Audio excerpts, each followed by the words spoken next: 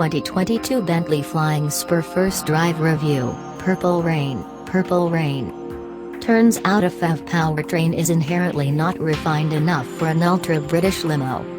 When I first moved to New York City in the early 1990s, 2 careers before I became an automotive writer, I worked as a preschool teacher in Brooklyn.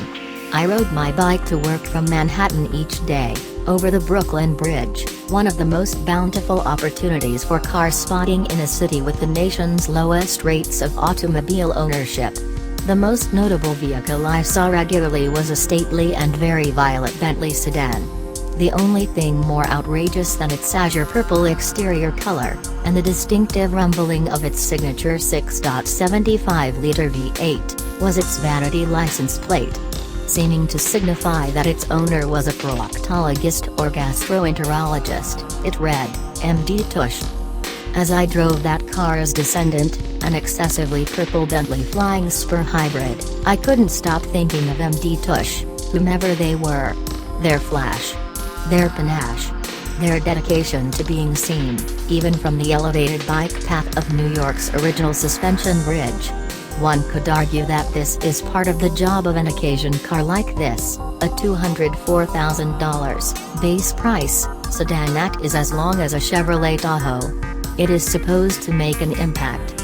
So it's counterintuitive that the Flying Spur Hybrid always starts off in EV drive mode, which prioritizes the sole use of the rechargeable 14.1 kWh lithium-ion battery pack.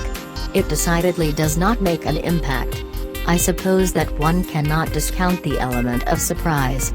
But in that mode, one of 3 accessed through a metal button on the center console's button-resplendent surface, the big 4-door skulks off with eerie silence, and will continue to do so for about 25 miles on the European WLTP cycle. EPA certification has not yet been completed, but it will likely be lower than the EU number, whereupon it needs 2.5 hours to charge with a fast charger of unspecified voltage via a conspicuous port on the left rear fender.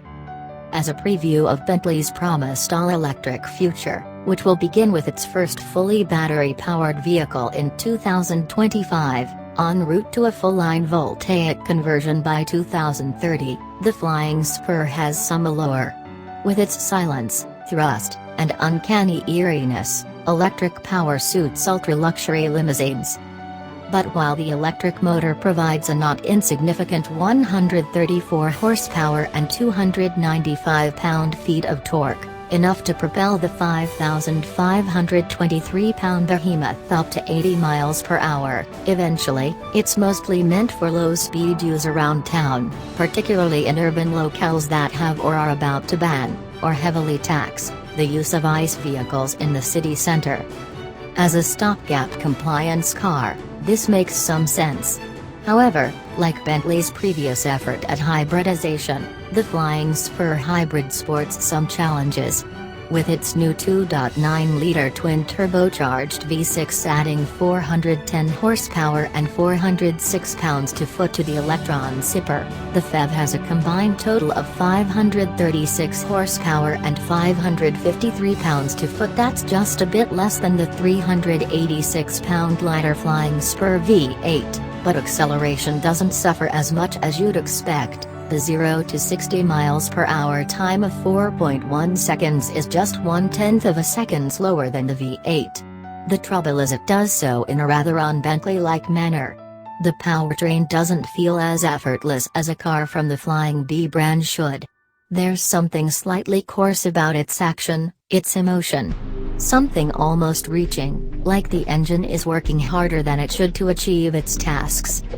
It also feels oddly indecisive when in the 2 other drive modes, hybrid, which blends power sources to maximize efficiency, and hold mode, which effectively locks out the all-electric range so there's still some available when you reach one of those EV-only urban centers.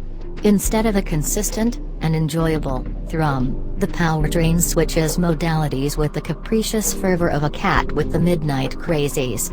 Electric. Engine. Both. Engine. Electric. It's noticeable, which it shouldn't be in a Bentley, all the more so because the brand provides a dedicated gauge in the cluster that charts only this. It's the first time I miss the days of old, when cars like this didn't even bother with a tachometer. Rolls-Royces still don't. This touchiness also somehow took away from the car's driving, handling, and braking capacities. In previous engagements, the non-hybrid Flying Spur absolutely astounded with its agility, the result in part of its Trek four-wheel steering system, its active anti-roll bars, and the disc brakes housed within 20, 21, or 22-inch wheels, each of which is approximately the size of Polyphemus contact lens. The mountain and canyon roads driven here in Malibu are among the most ideal in America.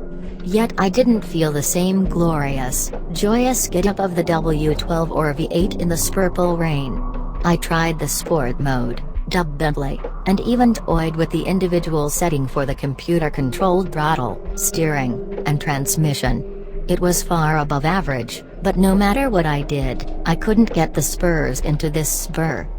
Fortunately, the cabin maintains most of the qualities that make a contemporary Bentley such an extremely pleasant place. The dolphin-colored leather on the seats and steering wheel might as well have clicked like flipper, it was so enchanting. The purple leather everywhere else would have made Prince feel at home. The optional 5-figure Naim stereo absolutely pulverized, transforming the new Weaned album into nihilistic disco bucket wheel excavator. The carbon fiber trim is no doubt among the finest available, but personally, of the 56 billion ways Bentley says you can configure a Flying Spur, carbon fiber wouldn't be on the build sheet for my $250,000 sedan. Cruise veneers are among the best in the world, so why skimp on the marquetry in favor of, well, plastics? Nothing is skimped on in the back seat, which I enjoyed even more than the thrones up when given an opportunity to be chauffeured. It reclined, it lacked superfluous LCD displays. Thank you, I have my own superior screen here in my hand. It even had massagers, something that purple butt doctor's Bentley didn't possess, even though, unlike this imperfect version of a nearly perfect sedan, it would have been exactly on brand.